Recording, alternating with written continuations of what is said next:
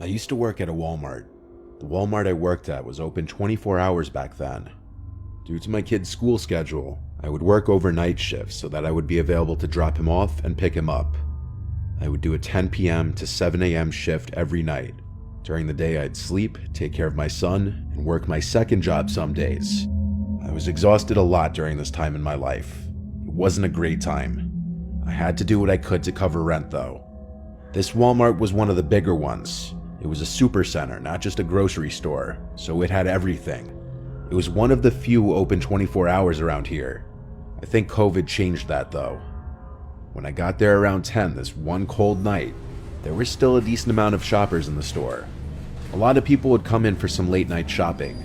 As the hours would pass, it would of course quiet down tremendously.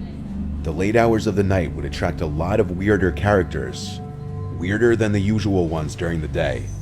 Into the AM hours of the night, there was only one person working the front of the store, and he or she would be at the self-checkout registers.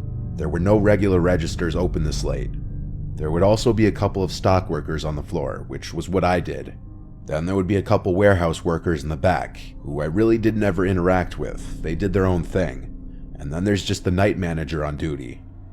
I was in the cereal aisle doing my usual stock work. I noticed a customer walk past the aisle, then seconds later he stepped back into view at the end of the aisle, stopped, and looked down at me. When I looked back at him, he started looking at the cereal. The guy had curly hair. I couldn't gauge his ethnicity honestly. He had a black backpack on that looked like it was stuffed to the brim with God knows what.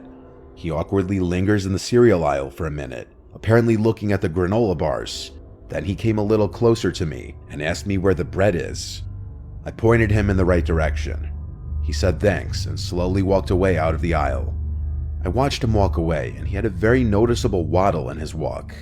When he was out of sight, he was out of mind though. The problem was that he wasn't out of sight for long. I was in the cereal aisle for quite some time, and I started noticing that every few minutes that guy would slowly pass by the aisle looking down in this direction. He wasn't holding anything. He didn't get any bread. He just had on his big sketchy backpack. I started working faster just so I could finish this aisle and move away from him. When I was done, I brought the empty U-boat platform back to the warehouse, where I grabbed another U-boat full of boxes ready to stock. I purposely picked an aisle far away from the cereal aisle. I was now in the chips aisle. This is also about 45 minutes after initial contact with that guy, so there should have been no way he was still here. But I was wrong. He found me.